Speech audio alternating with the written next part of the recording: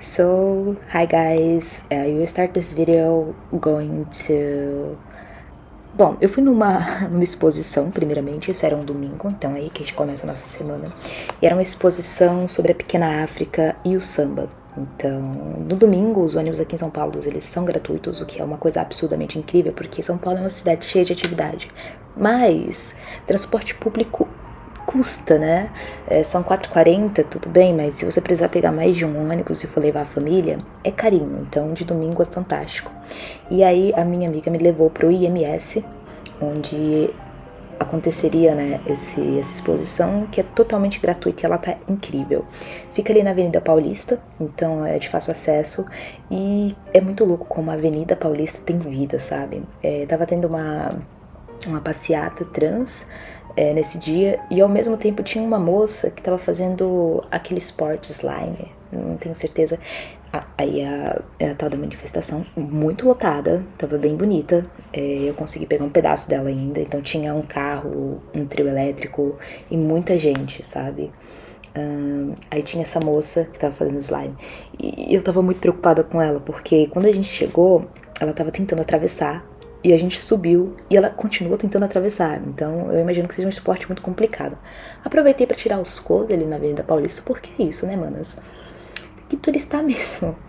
Então é um lugar muito bonito. Eu nunca tinha estado nesse prédio antes. E ele é aberto também. Você pode trabalhar, estudar, fazendo atividades lá de forma gratuita. Então é super confortável. E pra você que tá querendo assim uma diferenciação no seu dia, vá. Só vá, é tranquilo, enfim, construções. Aí então a gente começa a entrar na área da exposição. Seria uma exposição dividida em 2 andares, então o primeiro andar seria o sétimo, não, o oitavo, e do oitavo a gente iria pro sétimo. Primeiramente a gente tinha alguns itens mais históricos mesmo, então material arqueológico, vou chamar de arqueológico, da pequena África, e são fotografias, itens de 1800 e bolinha, tem muitos registros em papel, tem jornal pra caramba, e o louco é que aonde você olha tem o francês. Hoje, a nossa língua universal é o inglês, né? Mas na época era o francês, então boa parte dos registros escritos dessa época estavam em francês. Essa máquina, eu passei horas. São inúmeras fotografias na bancada e elas estão divididas em 2 quadros, como a gente consegue ver nessa foto. E quando você atribui seus olhos às lentes, cria um efeito de 3 dimensões. Então você não tá vendo, é uma foto 2D, mas quando você observa com esse equipamento, ela vira um objeto 3D. Então eu conseguia ver o fundo. É maluco, eu não consigo explicar. Ao mesmo tempo que é uma coisa super simples, né? A junção de 2 imagens em 2D com a junção de uma lente, quando você observa o coisa toda da obra, é um mundo 3D. Você tá literalmente naquele lugar, naquele momento. Então foi incrível. Esse era um livro de piadas da época, eu ri bastante. São muito boas, tá? E simplórias também.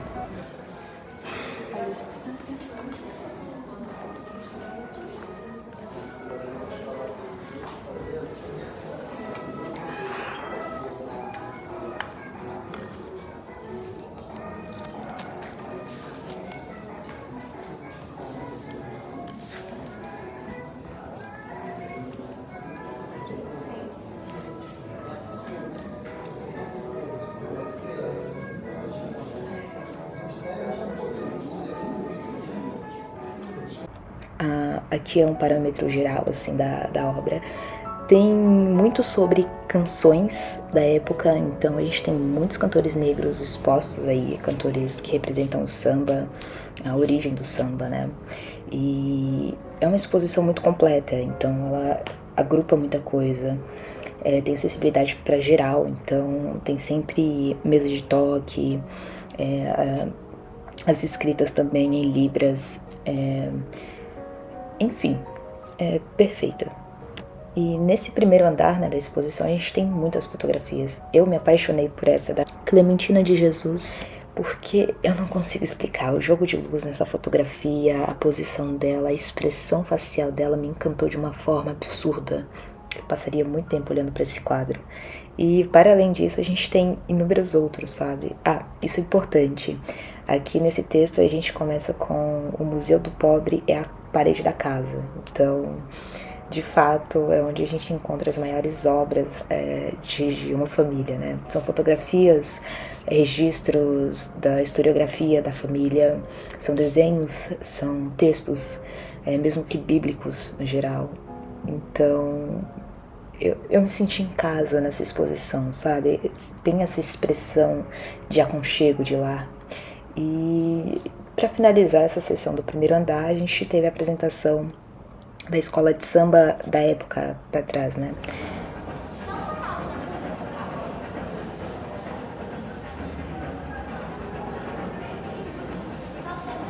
Então, saindo de lá, a gente foi pro Macmill comer, porque nós iríamos assistir Poor Things. Então, o filme começava às 6h30 e a gente saiu da exposição um pouquinho cedo. E daí deu tempo de estarmos no Macmill. Na verdade tinha um McLanche, ou um McDonald's mais perto, só que eu queria muito ir no Macmill porque, enfim, é uma experiência. A gente que tá em São Paulo tem muita coisa pra ver.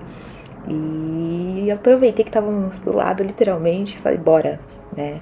E é um lugar, assim, muito cheio, não vou mentir. E é um caos, Parece que a gente se perde muito, enfim. Aí já seria o cinema. Ela me levou no cinema mais antigo de São Paulo e me contou, né, a historiografia do negócio, que ele não é uma coisa do governo. Então, geralmente, quando tá para fechar, alguma empresa privada toma a iniciativa de patrocinar o lugar para que ele não feche. Eu acho que deveria ser tomado pelo governo, sim, porque é a história de São Paulo.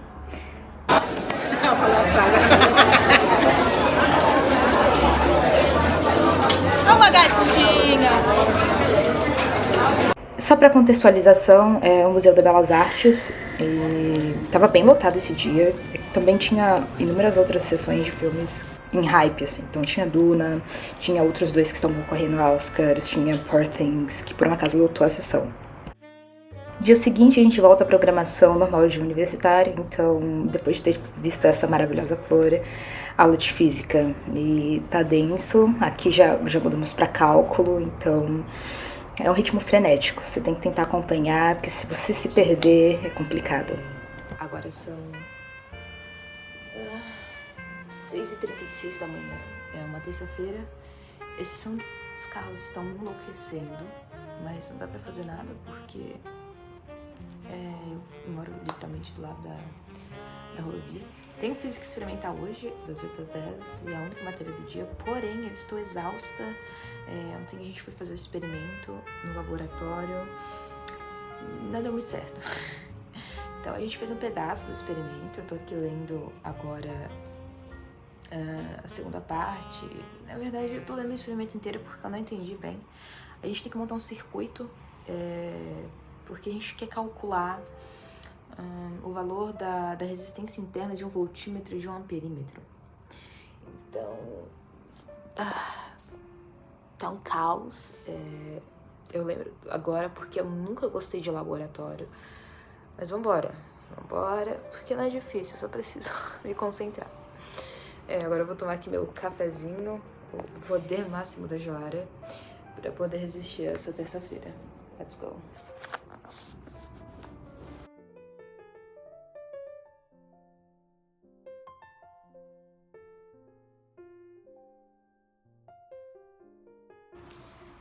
Nossa, meu cabelo tá até igual cabelo de físico.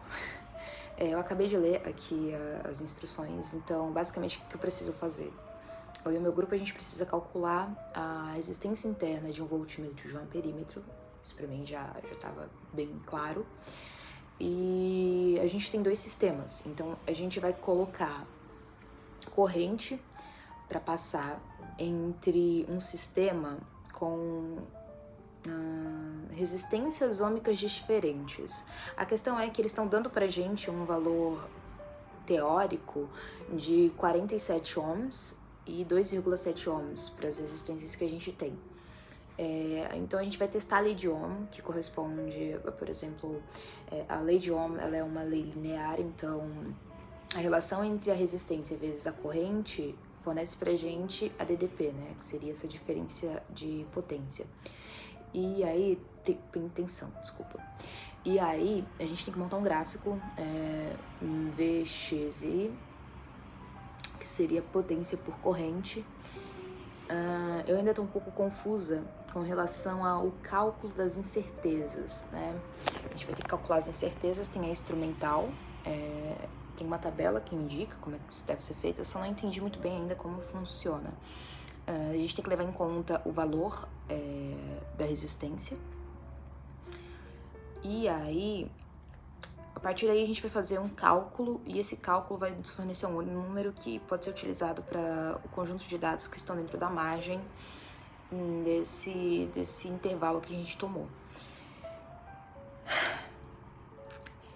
Eu tô muito confusa ainda com algumas partes. Ontem o monitor não respondeu muito bem as dúvidas.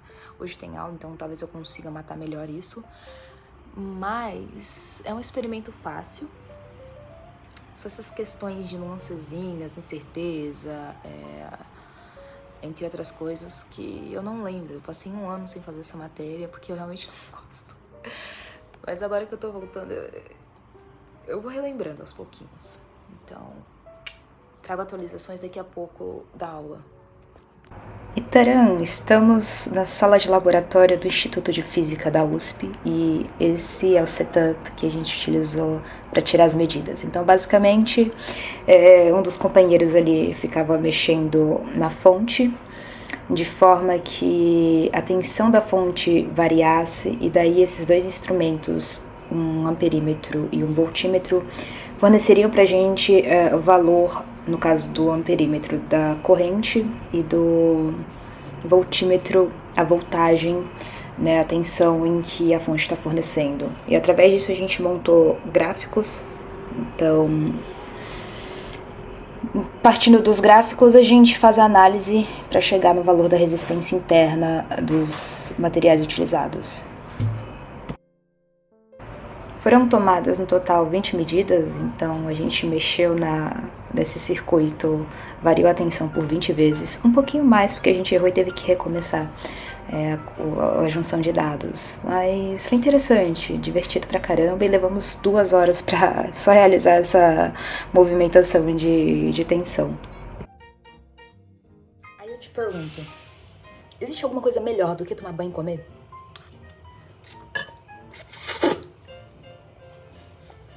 Se existir, não me conta.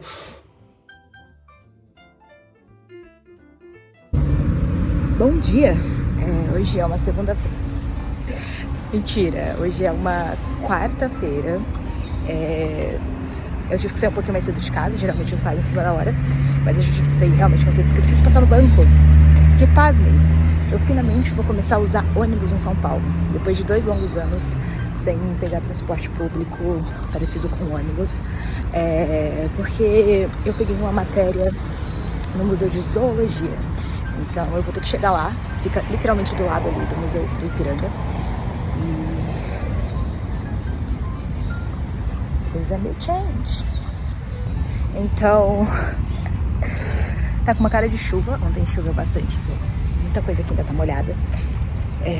Tô levando meu computador, mas essa bolsa lá, eu sinto que ela pesa muito.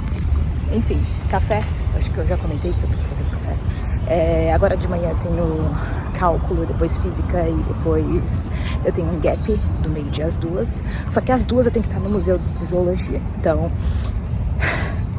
missões. Eu acho que eu vou sair, da aula de física direto pro Museu de Zoologia. Então vai dar tempo de eu almoçar, querido eu. Mas vamos lá, vamos ver essa experiência comigo. Acho que é bom registrar isso, porque é a primeira vez que eu faço um rolê dessa distância sozinha. Beijo!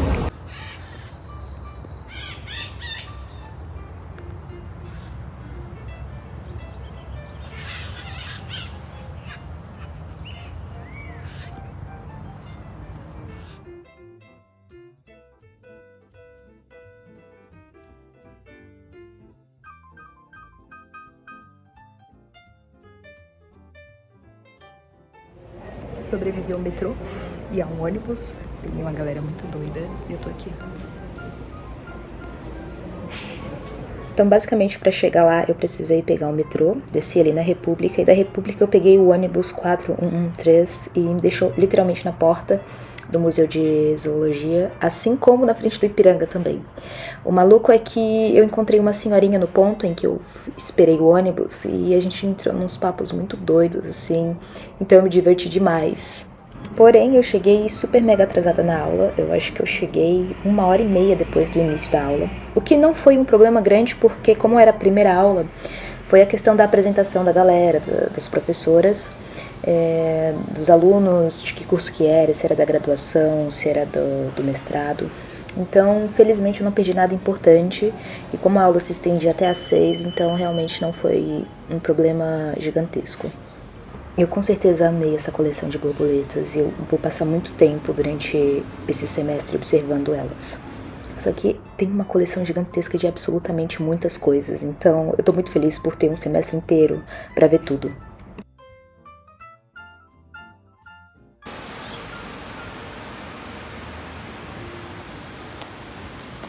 Cara, é um dos lugares mais legais que eu já estive em vida. É uma sala pequena, na verdade, não é um grupo muito grande de pessoas. Eu acho que tá ali entre 20 e 30 alunos. E infelizmente eu perdi, né, a programação geral do curso, mas pelo que ficou claro, a gente vai trabalhar com algumas atividades específicas que um curador tem que ter com relação aos cuidados dos itens museológicos. Nessa sessão, eu não sei explicar, ela era muito bonita. E é um conglomerado de itens, então a gente tem crânios, tem organismos dentro de formal, a gente tem... Olha o tamanho dessa cabeça desse animal, sabe? Eu não sei dizer se é um crocodilo, se é um jacaré, mas sobre o vídeo não dá pra ter a noção do tamanho real disso. Sem contar essa coleção absurda de pássaros. A cabeça de um búfalo é gigantesca. A gente vê na televisão e a gente sabe que é grande, mas visivelmente, você estando lá, você percebe o quão grande é de verdade. A hiena também, pra mim, não era do tamanho que eu vi, sabe? Então é um lugar incrível. E o melhor de tudo, você não precisa ser estudante USP pra visitar. Basicamente é aberto para o pessoal, que são exposições com cunho pedagógico mesmo, então você pode levar sua criança. Tanto é que quando eu cheguei tinha muita criança também. Ai, que lindo! Gente, eu juro, é um dos lugares mais incríveis que eu já estive em vida. Os ursos, tinha essa preguiça gigante ali. Aí eles colocaram nessa sessão com o pardo, com o polar. Então tem muita coisa bonita. Ai, e o rostinho dele olhando pra mim era... Oh gosh, what can I say? Então são sessões, existem separadamente, né, cada sessão com cada tipo de... Eu imagino que seja cada reino, assim. Cara, essa sessão me deixou maluca. Porque olha o tamanho do tigre em relação aos outros animais. É absurdo, ele é muito grande. Enfim, a gente voltou pra aula, fez uma atividade, e aí foi eu pegando o metrô de volta pra casa. E tava lotado.